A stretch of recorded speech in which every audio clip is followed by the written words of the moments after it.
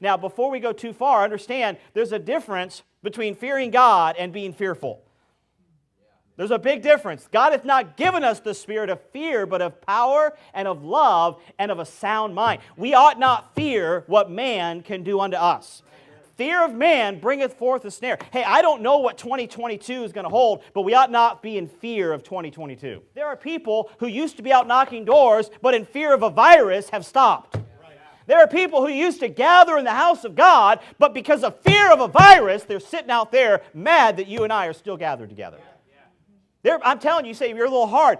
Hey, you better believe I'm a little upset. As a pastor of the church, I'm seeing one after another fall by the wayside in the name of fear.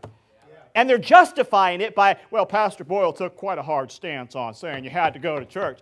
Hey, that's a Bible stance.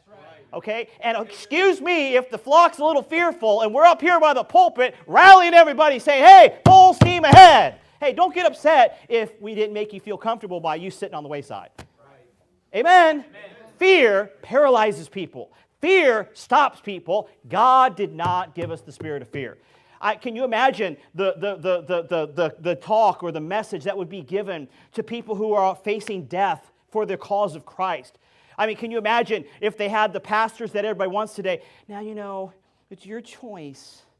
I would suggest you deny Jesus and don't burn at the stake. I mean, you know, and others have done it. And no, you know what he's saying? It's like, hey, buddy, we're praying for you, full steam ahead. You don't renounce Christ. You got this. God's going to take care of you. That's the kind of messages we need. Amen. Not, well, if you decide to stay home, we understand. Right, yeah. No, it's full steam ahead, buddy. Amen. Hey, if we die, though he slay me, yet will I trust him. Yet we see in the New Testament where people hazard their lives for the cause of Christ. What does it mean to hazard their life? It means they put their life in jeopardy to do the work of God. Well, it's different when you're putting your life in jeopardy when it's an army or a virus. How about this? Let's just serve God.